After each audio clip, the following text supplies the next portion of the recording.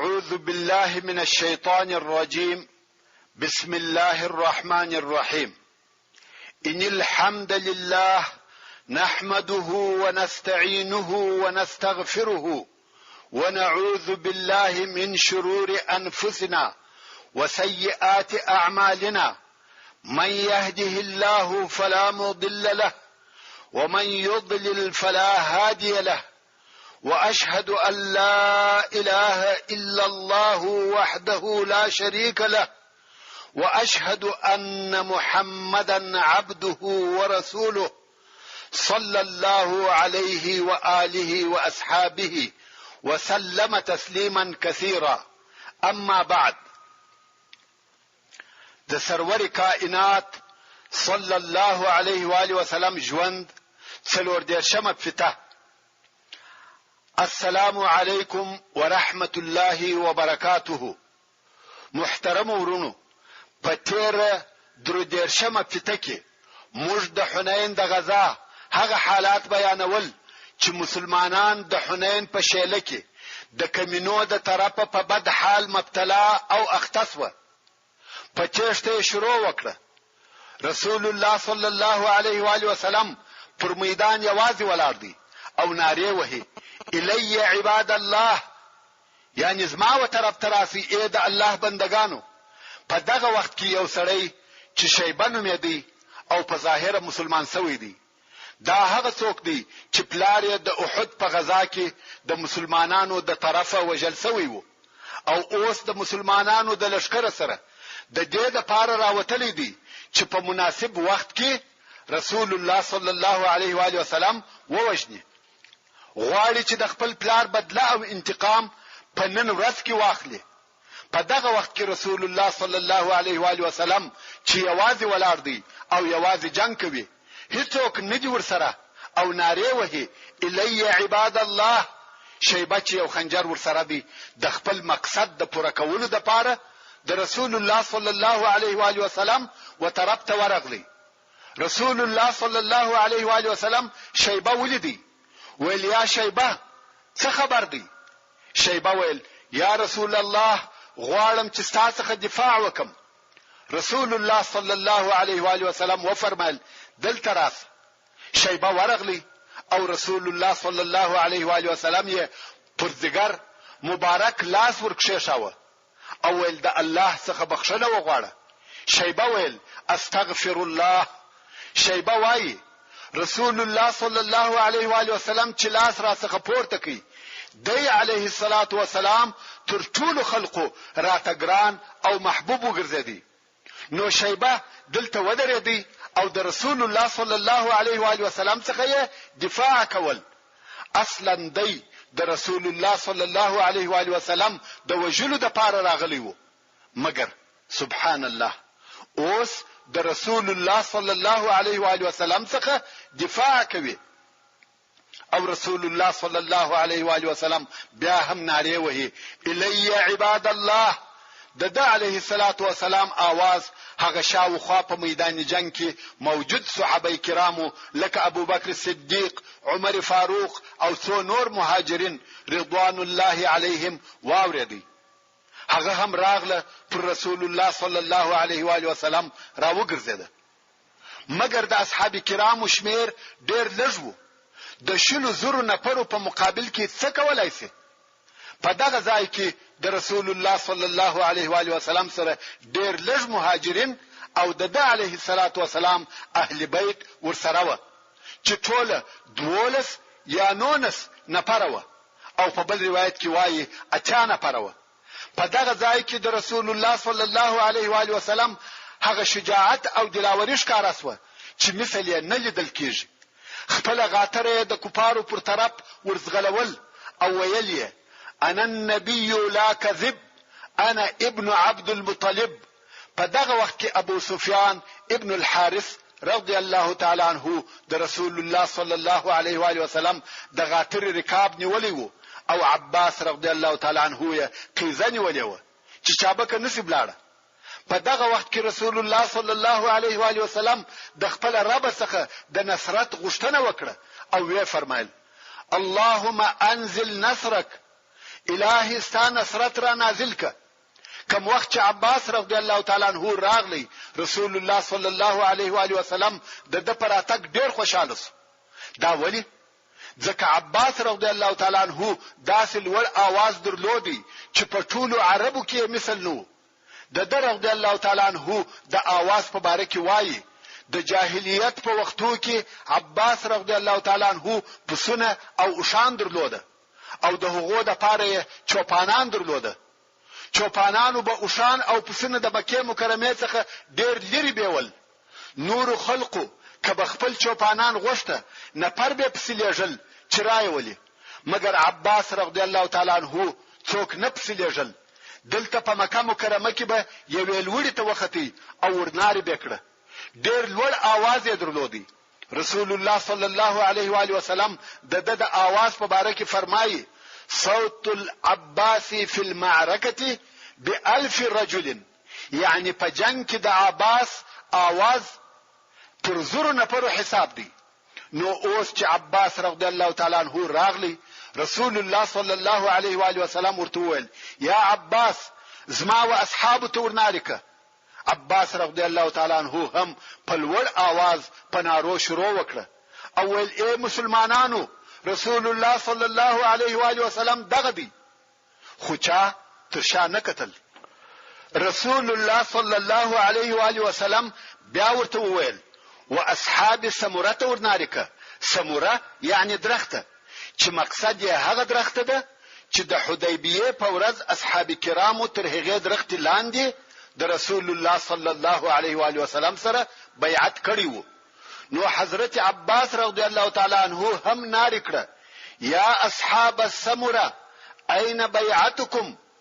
اے د درخت ملګرو، هغه بیعت مو څه سو؟ ځینې اصحاب کرامو چې هغه د بیعت په ورځ یې ګډون او اشتراک کړی وو هغه دغه ناره واوریده او په بیرته راګرځېدلو یې شروع وکړه. هغه خپل عهد یې ورپیاد سو، غواړي چې پر خپل وعده وفا وکړي او پر رسول الله صلی الله علیه و آله وسلم راټولېده. دغه د اصحاب کرامو د بیرته راګرځېدو حال ځینې هغه کسان بیانوي چې په دغه جنگ کې حاضر و. وایي یو نفر چې د اهل شجره څخه وو پر اوښ سپور وو او تښتېدی. کوم وخت چې دغه ناره واورېده، اوښ یې داسې تیز رهي وو چې د قدرت نه درلودي چې خپل اوښ ودروي او راوي ګرځوي. نو دای ځینې راوغورځېدی او اوښ یې پرېښاوه، پر پښو یې په جنگ شروع وکړه.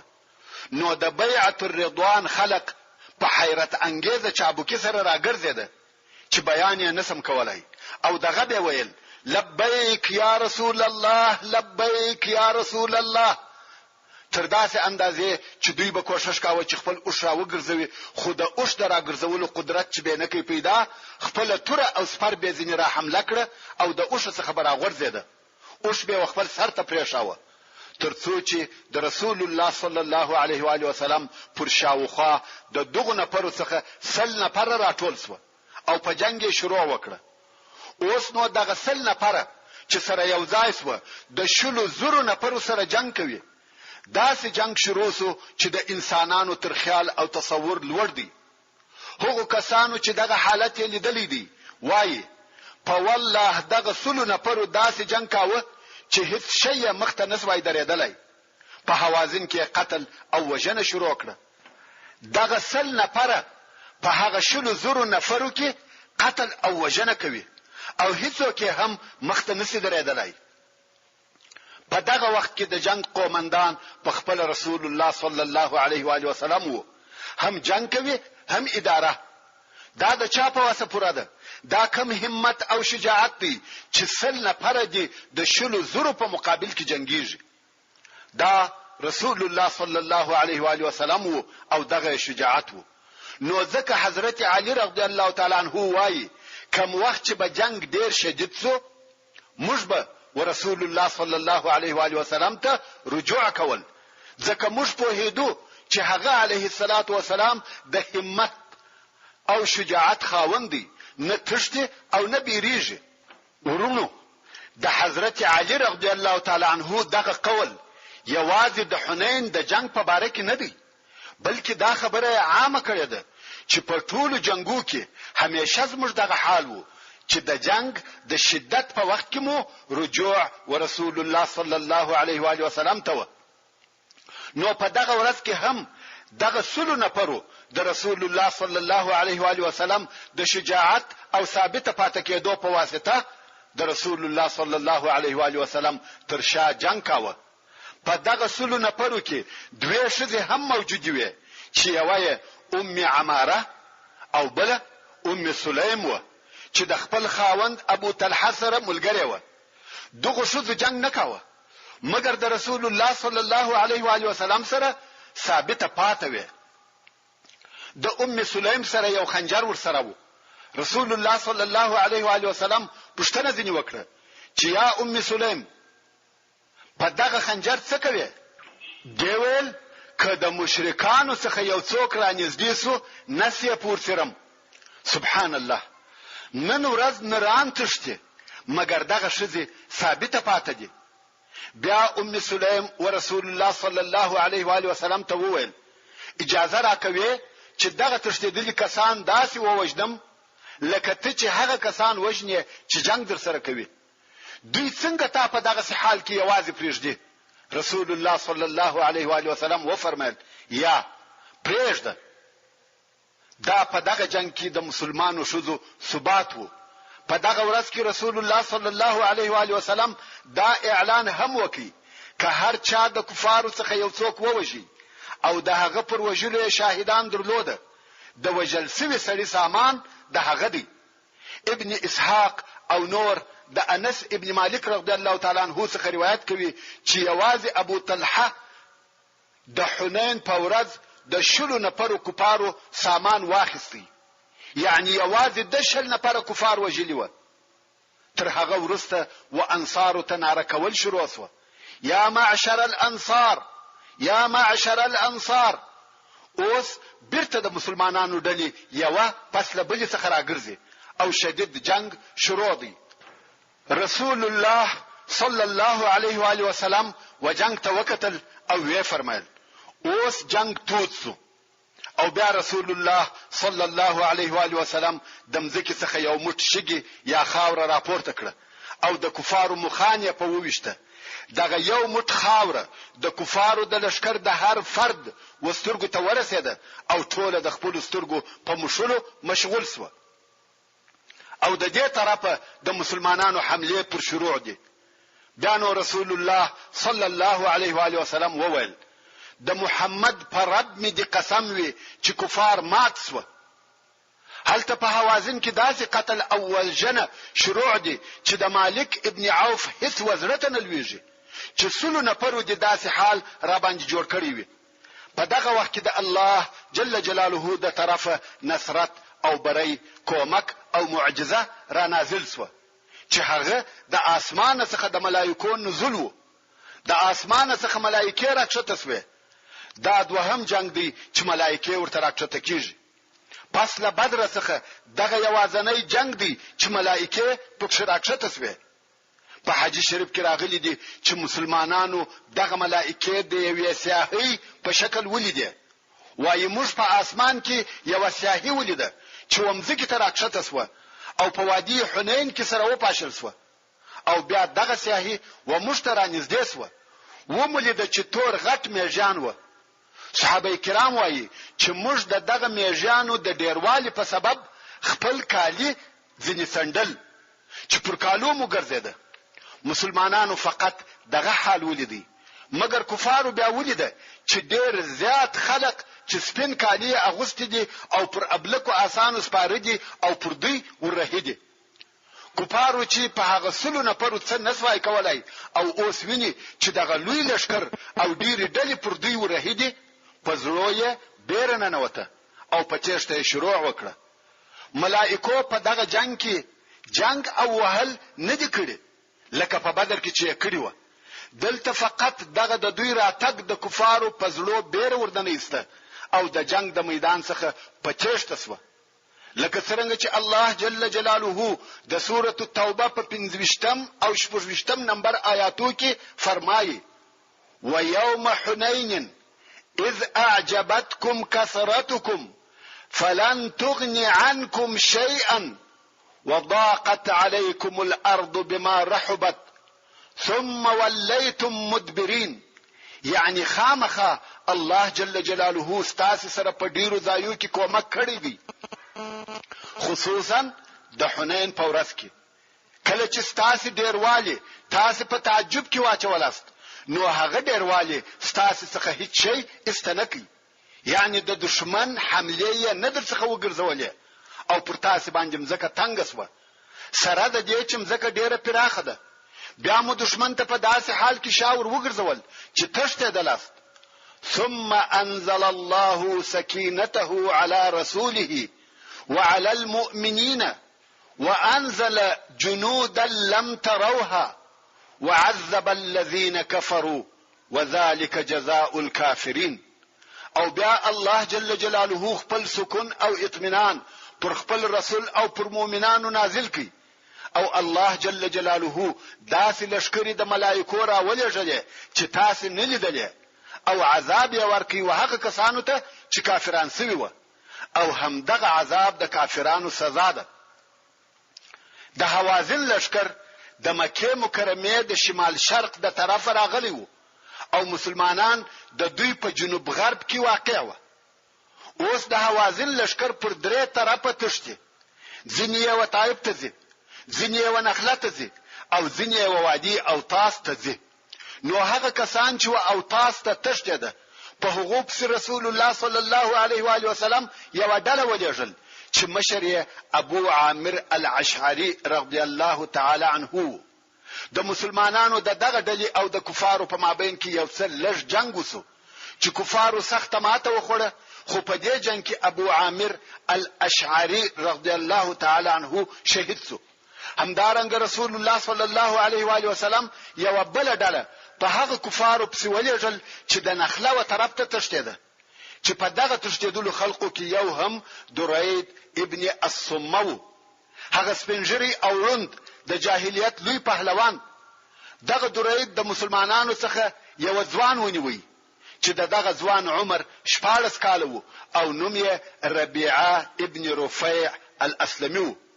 درید په کجاوه کې سپور وو، او مسلمان فکر وکړي چې ښځه ده، غواړي چې په بندیانو کې بوزي، نو یې اوښ تر مهار ونیوي او کش یې کړي.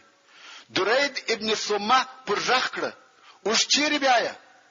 ځوان پوسو چې په دې کجاوه کې سړی دی، نو یې اوښ چوکي. درید بېغمه ناست دی، ضعیفه سړی دی، 160 کاله عمر دی، دی په خپل نور ژوند او عمر نه غواړي. ربيعه بیا ځوان او بیا تجربه دی، د اول وار د پاره په جنگ کې ګډون کوي، حتی په تور سره د وهلو طریقه هم پوره نه ده. تور پورته کړه، درید پر اوجه په ووهه، څرنګه چې د درید هډو کې زاړه هډونه و او غوښه هم نه درلوده، تور تاثیر نه پر وکړي. د 160 کلو وچ هډونه دي، او عمر هم په جنگو کې تیر شوی دی، دې واري هیڅ تاثیر نه پر وکړي. درید وخندل او ویل ای وراره نوم دې څه شي؟ ځوان ویل ربيعه ابن رفيع الاسلمي. درید ویل یا ربيعه، ما ستاسو د شذو څخه دفاع کړې ده، مګر بیا هم راسه چې د وهلو طریقه در وښیم. کته غواړې چې څوک ووهه پر هډوکی مه وهه، هډوکی نه ماتیږي. د وهلو ځای دغه دی، د سر او اوږو په مابین کې خپل مغزي ته لاس ونیوي. اوس د وهلو ځای ورشي او ول دغه ستاتوره بیکاره ده، ورسه هغه زما توره راواخله، د زین په شا کې پرته ده. ربيعه هم هغه د درید توره راوړه. درید ویل پر دغه ځای مې ووهه. بیا نو ولاړسه، مور دې خبره که چې ما درید ووژي، ما همیشه د هغو څخه دفاع کړې ده.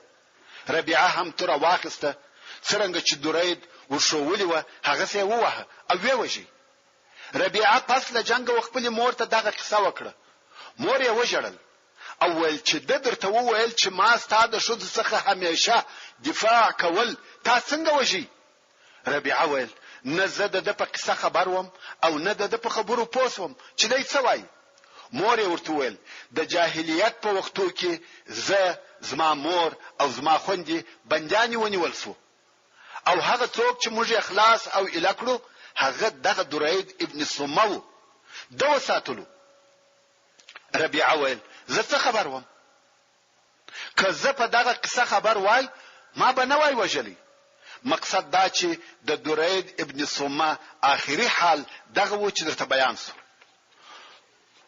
اوس چې دغه سل نفر مسلمانان پر شلو زرو کفارو غالب او کامیاب سو، د مسلمانانو د لشکر هغه نور تشتیدل نفر لا تر اوسه نه دی راغلی. هغه بیا ډیر وروسته هغه وخت راغله چې دغه سل نفر په میدان جنگ کې غنیمتونه ټولول. مقصد دا چې ودغه شلو زرو نفر ته چې ماته او شکست ورکړي هغه فقط دغه سل نفر و. دا د الله جل جلاله قدرت وو چې د حنین په ورځ ښکارا سو. کوم وخت چې بیا کفارو شکست وخوړي رسول الله صلی الله علیه و آله وسلم دغه سل نفر امر کړ چې اوس غنیمتونه پرېږدي په کفارو پسې ورهسي هغه تعقیب کړي.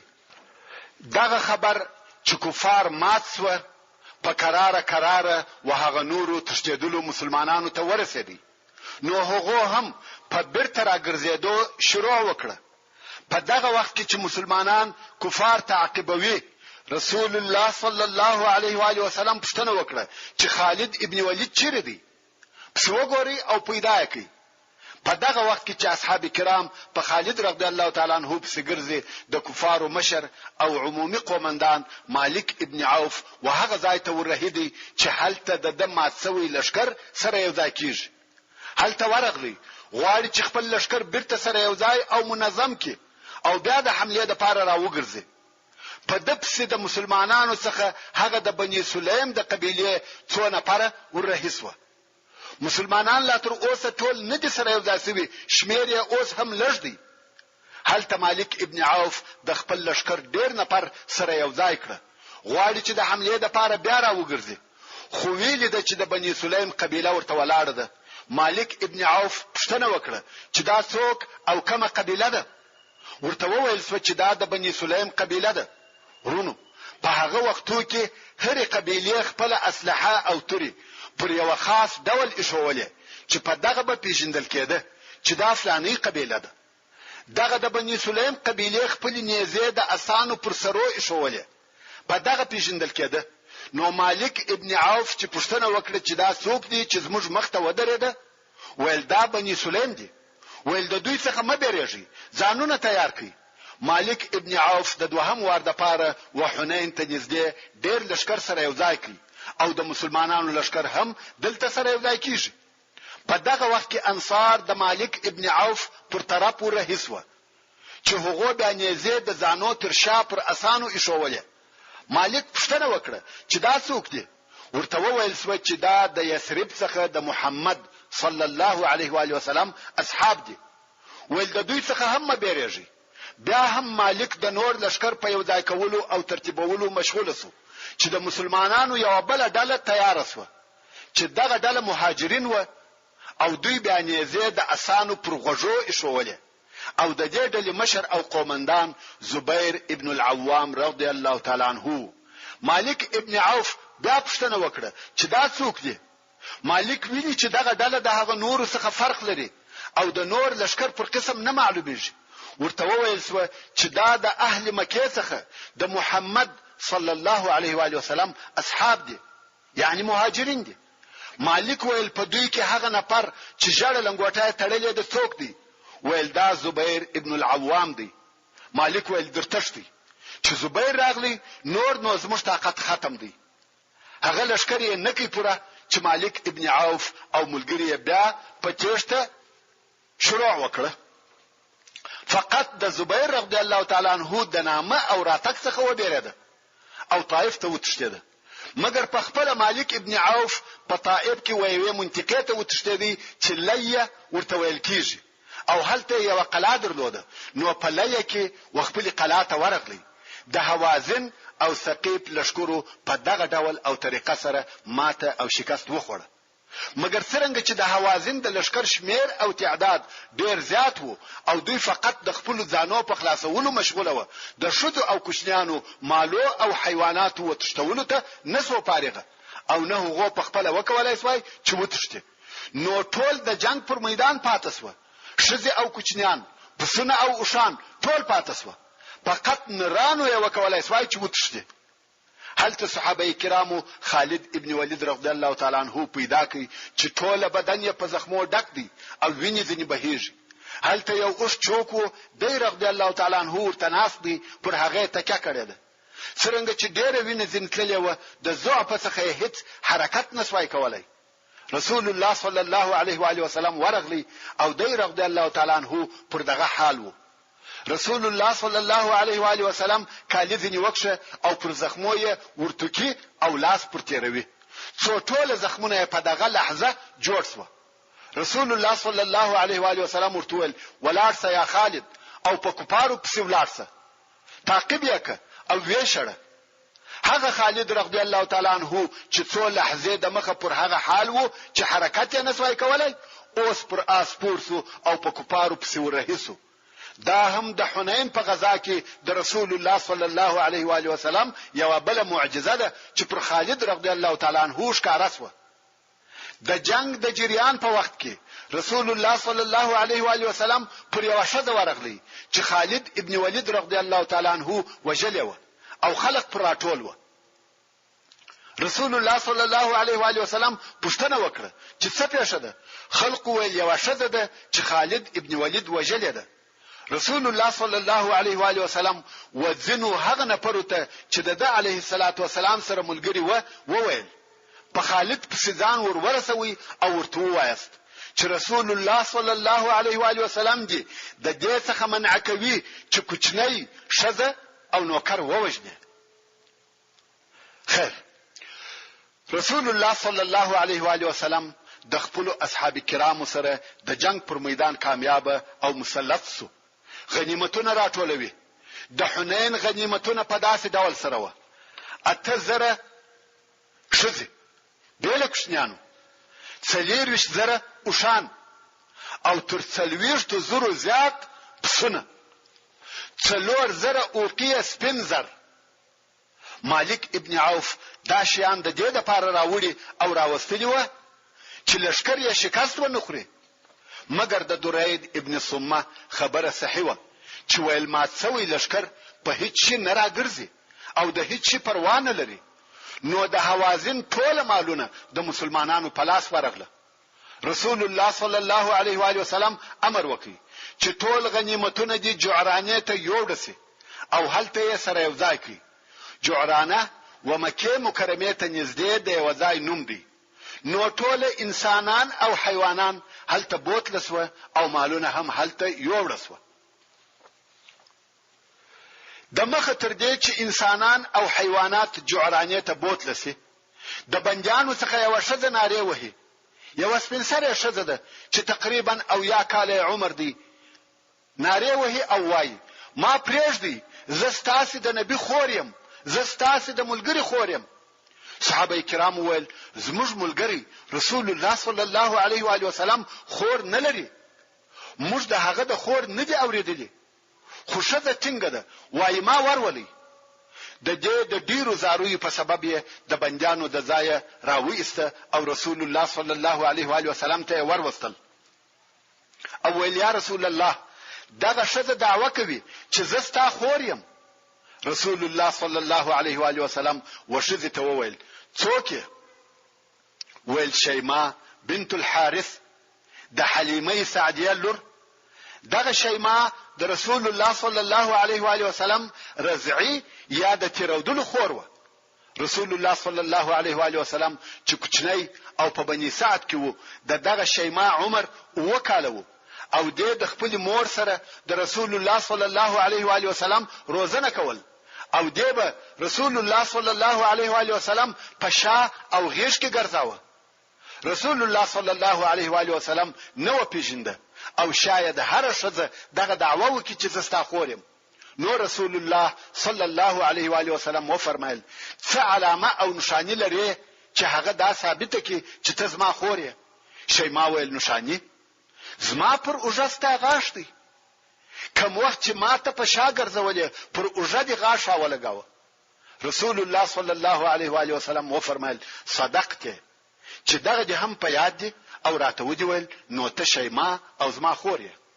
رسول الله صلی الله علیه و آله وسلم خپل پټور ته اوار کی او دای پر کښینول، د دې عزت یې وکي، هدیه او تحفه یې ورکړه او دا هم مسلمان اسوه. شیما د بنی سعد د قبیله و. خلقو چې ولید چې د رسول الله صلی الله علیه و آله وسلم خور د بنی سعد د قبیله څخه ده، نو ټول هغه بندیان چې د بنی سعد د قبیله څخه و د رسول الله صلی الله علیه و آله وسلم د عزت لپاره یې الکړه. او بیا رسول الله صلی الله علیه و آله وسلم ورته وویل زما سره ځه او کبیر خپل قوم ته ځه. څنګه چې شیما سپین سره و د خپل قوم او قبیله سره عادت درلودي، ویل خپل قوم ته ځم. نو رسول الله صلی الله علیه و آله وسلم شیما رضی الله تعالی عنها ته تحفه او هدیه ورکړه او دا خپل قوم ته با عزت او مسلمان ولاړ. دا د رسول الله صلی الله علیه و آله وسلم د رضعی خور شیما بنت الحارث قصه چې د حلیمه سعدیه لور و. اوس د سراقه ابن مالک رضی الله تعالی عنه وقصه تراسي. کوم وخت چې د حوازن قبیله ماته او شکست وخوړي، ټول نفر یې پر دې نسو کامیاب چې وتښتي. هو ډېر نفر یې طائف ته ولاړ، ځینې سره وپاشل سو او ځینې بندیان ونیول سو، چې د بندیانو په جمله کې یو هم سراقه ابن مالک الجشعمي وو چې د اهل طائف څخه وو. دا هغه سراقه ابن مالک دی چې د رسول الله صلی الله علیه و آله وسلم د هجرت په ورځ پر رسول الله صلی الله علیه و آله وسلم پسیو او غوښته چې د قریشو د انعام اخیستلو د پاره رسول الله صلی الله علیه و آله وسلم ونیسي. دغه سراقه هم بندي ونیول سو. دویل ما پرېږدي زما سره ستاسي د نبی د طرفه د امان لیک را سره دی چې په هغه لیکي ماته امان را کړی دی. سبحان الله، دغه الهي کارو ته وګوري. د نن ورځ څخه یې اته کاله د مخه د رسول الله صلی الله علیه و آله وسلم څخه د خپل ځان د پاره د امان لیک اخیستی وو او نن د هغه لیک ثمره خوري. صحابه کرام ول هغه د امان لیک کوم دی او چیرې دی؟ سراقه ول زما سره دی او اوس به د ښکارا کم. نو یې لیک راوېستی چې د اوښ د اوږې پر هډوکې لیکل شوی وو. هغه بردار لکه پنجه نازک هډوکی. څنګه چې په پخوا کې کاغذ نو پر پوسټو او دغه سه هډوکی یې نوشته کوله.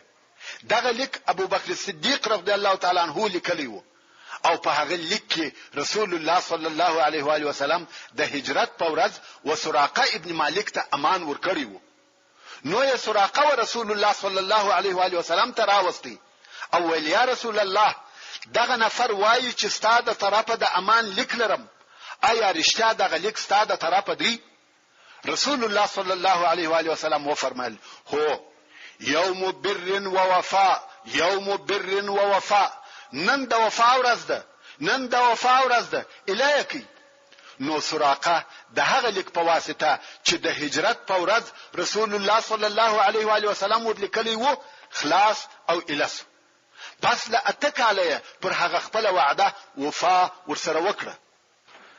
لکه څنګه چې د مخ مدرته وویل د غنیمتو د پاره د رسول الله صلی الله علیه و آله وسلم په امر په جعرانه کې ډیر لوی ځای جوړ کړسو او ډیر لو پیرا پر ودرول سو. ځکه اته زره یوازې شذ دي، پسونه اوشان زر تر حساب تیر. نو یې د لشکر ډیر نفر پر دغه غنیمتو پیرداران مقرره کړه او د پیردارانو مشر یا قومندان مسعود ابن عمرو الغفاری مقرره کړ. رسول الله صلی الله علیه و آله وسلم دغه غنیمتونه تر هغو نه وویشل تر څو چې د طائف د محاصرې څخه فارغ سو او وی فرمایل دغه غنیمتونه دي تر هغو دلته وی چې بیا زه تصرف پکې کوم. په دغه وخت کې چې مسلمانانو غنیمتونه ټول کړه د مسلمانانو قواوی او لشکر د کفارو د تعقیب د طرفه بیرته راتله او سره یو ځای کېده. ځکه غنیمتونه ټول سو او جنگ خلاص.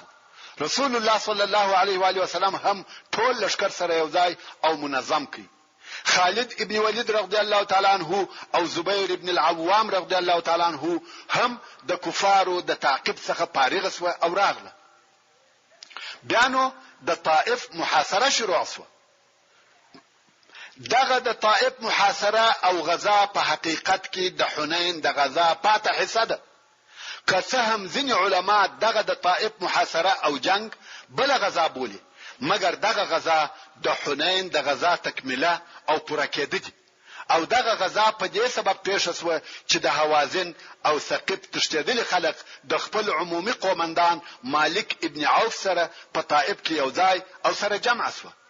رسول الله صلی الله علیه و آله وسلم پس له هغه څخه چې د حنین د جنگ څخه فارغ شو او غنیمتونه په جعرانه کې سره یو ځای کړ او د مسلمانانو لشکر سره یو ځای او منظم شو، د خپل لشکر سره د طائف پر طرف حرکت وکړي. د لشکر د مقدمه قومندان خالد ابن ولید رضی الله تعالی عنہ دی. دا پس له هغه څخه چې الله جل جلاله یې د رسول الله صلی الله علیه و آله وسلم په معجزه زخمونه ورجوړ کړ. د مسلمانانو لشکر و طائف ته ورسېدی، مګر د طائف خلق کم وخت چې د حنین څخه وتښتېده نو یې په طائف کې خپل قلاوي ټینګ کړې، اسلحه سره یو ځای کړه، خواړه او ارتزاقي مواد سره جمع کړه چې په دې ډول سره د محاصره د لپاره آمادګي ونیول. د مسلمانانو لشکر د طائف قلاوي محاصره کړه. اوس رسول الله صلی الله علیه و آله وسلم اراده وکړه چې د اهل طائف سره خبري وکړي چې یا مسلمانان سي یا جزیه قبول کړي یا جنگ در سره کوو. نو یزید ابن زمعه رضی الله تعالی عنہ د خبرو د پاره ورولېږي. یزید رضی الله تعالی عنہ هم د هغو د قلاو و طرف ته ورنږدې شو او ویل مال را امان سته درتلایسم. هغو ویل هو په امان یې. یزید رضی الله تعالی عنہ شور د مخسو غواړي چې د رسول الله صلی الله علیه و آله وسلم پیغام ورورسوي. چې شور نږدې شو اهل طائف د هغه طرف څخه په غوښ وويشتي او شهید یې کړي رضی الله تعالی عنہ. او د قاتل هم حذیل ابن ابي صلت و. یزید رضی الله تعالی عنہ قاصد او سفیر و. قاصد او سفیر هیڅ وخت نه وژل کیږي، مګر اهل طائف په دغه اندازه د اسلام څخه منکره او د مسلمانانو دشمنان و چې د رسول الله صلی الله علیه و آله وسلم قاصد یې شهید کړي. رسول الله صلی الله علیه و آله وسلم پوسو چې دغه خلق پر جنگ ټینګ دي او نه غواړي چې خبري وکړي. رسول الله صلی الله علیه و آله وسلم مسلمانان امر کړ چې ځانونه د هجوم او حمله د لپاره آماده کړي. په دغه وخت کې چې مسلمانان خپل ځانونه آماده کوي، هغه د یزید رضی الله تعالی عنہ قاتل حذیل ابن ابي صلت د قلا څخه راووتی. غواړي چې د مسلمانانو د لشکر معلومات وکړي. پر آس سپور دی، بیغمه دی، د په فکر هر وخت چې وغواړي پس غستا بیرته قلا ته نه نوتلی سي. دلته بیا یعقوب ابن زمعه رضی الله تعالی عنہ ولیدي. یعقوب د هغه وجل سوي یزید رضی الله تعالی عنہ ورور دی. د شاده طرفه ورغلی او ځان یې وقلاته ورنږدې کړي او بیا یې پر دغه قاتل حذیل د شاده طرفه حمله وکړه. حذیل ورخطا سو، د مخ طرف ته وځغستل، مخ ته د مسلمانانو لشکر وو هغه ونیوي. اوس نو د یزید رضی الله تعالی عنہ قاتل د مسلمانانو سره بندي دي. دغه حذیل د هغه مشهور شاعر امیہ ابن ابي صلت ورور دی، کوم چې رسول الله صلی الله علیه و آله وسلم د هغه په باره کې فرمایي دی باید د خپل حکمت او پوهی په سبب مسلمان سوی وای. حذیل اوس بندي دی. یعقوب ابن زمعه رضی الله تعالی عنہ ورسول الله صلی الله علیه و آله وسلم ته ورغلی او ویل یا رسول الله دغه حذیل زما د ورور قاتل دی او دا هغه خائن دی چې قاصد یې ووجي. رسول الله صلی الله علیه و آله وسلم وفرمایل هو غاړه وروه. نو یې حذیل ابن ابي صلت ووجي ځکه د لوی خیانت کړیو. بیا نو د مسلمانانو د پهلوانانو څخه یوې ډلې ځانونه آماده کړه او پر قلعه حمله وکړه. غواړي چې د یوې لارې ورننوځي، مګر اهل طائف په غشو وشتل او د قلعه څخه لري کړه. ډېر غشي پر اورول. ډېر صحابه کرام یې زخمیان کړ چې مسلمانانو هغه خپل حمله نکړه پوره او پر شاتګ ته مجبور شو. ورسته رسول الله صلی الله علیه و آله وسلم په یو څو کارو سره امر وکړي. اول د رسول الله صلی الله علیه و آله وسلم د طرفه د طائف او مریانو ته دا اعلان وسو: هر مریی چې د قلا څخه راوځي او مشتراسي هغه حر او آزاد دی. دغه اعلان په سبب درویش نفر مریانو په هر طریقه سره چې و خپل ځانونه د مسلمانانو ولشکر ته ورسول، چې په دې جمله کې ابو بکر هم و. ابو بکر یو مریی و چې د قلا و دیواله ته وختي او د هغه ځای څخه د یوې غرغړې په واسطه د قلا د دیواله څخه لاندې مځکې ته راکښته شو او مسلمانانو ته ځان ورساوه. غرغړه هغه ګردی ارغړی ده چې د ساحانو څخه اوبه پر راکشل کیږي. په هغه وختو کې هم دغه سي ارغړی د اوبو او نورو درنو شیانو د پورته کولو د پاره استعمالېده او دغه ارغړی ته په عربي کې بکره ویل کیږي.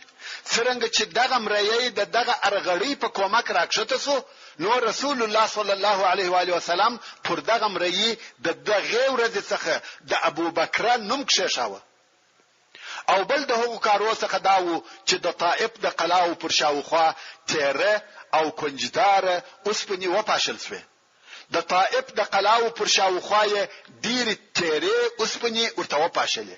دا د دې لپاره چې اهل طائف پر بل خوا و نه تشته، ځکه هغه تیره اوسپنی د دوی او د دوی د اوشانو او آسانو په پښو نه نوتلې.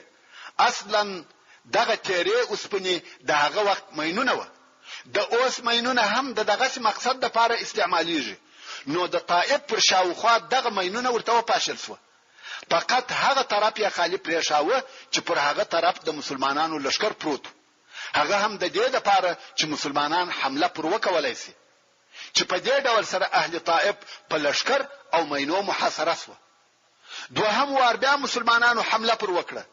دوهمه حمله یې هم د هغه غشو د وشتلو په سبب ناکام شو. رسول الله صلی الله علیه و آله وسلم د جنگ د یو سیاست پر قسم چې دشمن و تسلیمېدو ته مجبور کړي امر وکړي چې باغونه ور قطع کړي او ورవేس وځي. طائف د انګورو ډېر باغونه درلوده، ول دغه درخت ور قطع کړي. صحابه کرامو د باغو په قطع کولو شروع وکړ. دلته نو د طائف د مشرانو څخه یو نفر چې عبد یالیل نومېدی ورسول الله صلی الله علیه و آله وسلم ته نفر راولېږي. ورونو دا هغه عبد یالیل دی کستاسي په یاد وی چې رسول الله صلی الله علیه و آله وسلم د غم تر کال وروسته طائف ته د دعوت د پاره ورغلی او د طائف د هغه اول نفر سره چې ولیده هغه دغه عبد یالیل وو. د رسول الله صلی الله علیه و آله وسلم دعوت ورد کی او بیا یې مریان او هلوکان وګمارل چې رسول الله صلی الله علیه و آله وسلم په ډبر وولي. اوس دغه عبد یالیل د طائف د مشرانو څخه وو.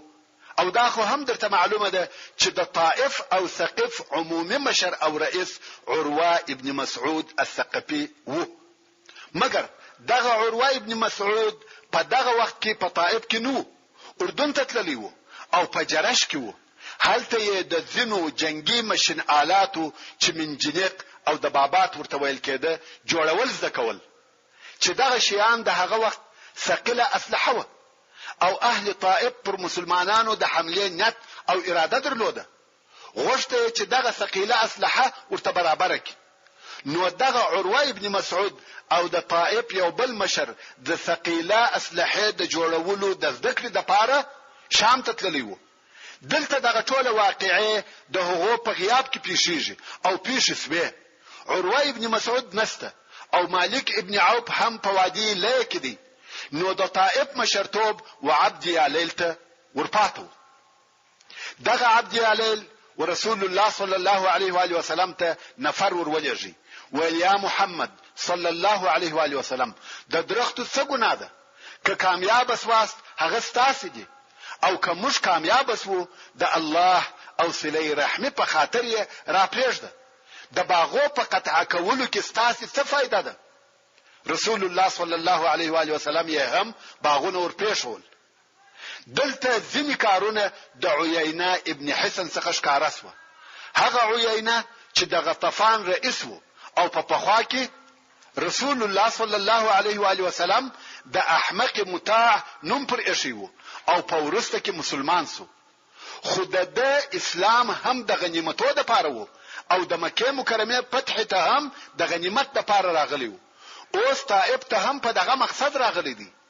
دغه عیینه ورسول الله صلی الله علیه و آله وسلم ته وویل یا رسول الله اجازه راکه چې زه خبرې ورسره وکم او ما وجلای هم نسی ځکه زه د غطفان رئیس او سردار یم.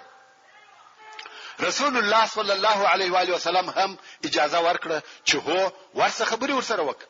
عیینه ابن حسن و اهل طائف ته ورغلی. اول یې امان وغوښتي، امان ورکول سو او دای هلته دننه وقلا ته ورغلی.